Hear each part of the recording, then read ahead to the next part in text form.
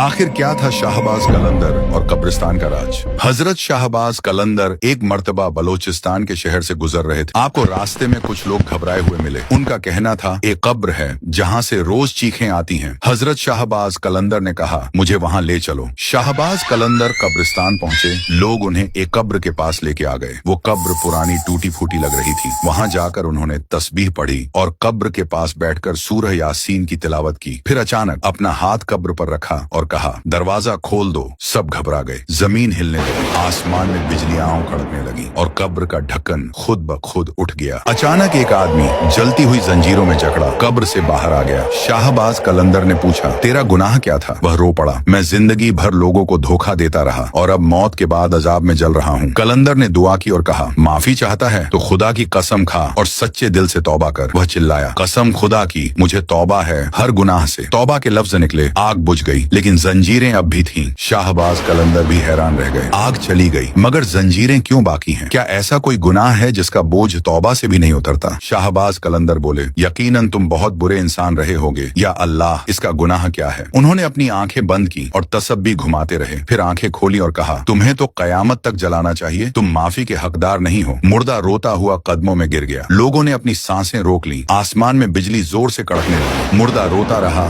बेड़ियों में जकड़ा, मिट्टी में गिरा हुआ। उसने कहा मैंने तौबा की, मुझे माफ कर दो। शाहबाज कलंदर ने कहा अगर तू वाकई तौबा में सच्चा है तो उस कब्र तक चल कर जा जहाँ वो माँ दफन है जिसे तूने जिंदगी भर जलील किया था। जमीन फिर से हिली। कब्र के अंदर से एक पुरानी टूटी हुई कब्र सामने आई। रोता हुआ घिसटता हुआ वो उस कब्र तक गया और चीख कर बोला माँ मुझे माफ कर दो, मुझे अपना बेटा कह दो एक बार। और आवाज आई मेरे बेटे क्या अब तू सच में बदल गया है? अचानक आसमान से एक रोशनी उतरी, बेड़ियां टूट गईं और कब्र से एक रूह निकली, नूरानी, मुस्कुराती हुई। उसने कहा मैं तुझे माफ करती हूँ, अब तू आजाद है। और वो दोनों रूहों को फरिश्ते लेने के लिए आ गए। कलंदर ने अपना सर झुका लिया और कहा जो माँ की बेअदबी करता है उसे जहन्नम की आग का सामना कब्र में ही करना होगा।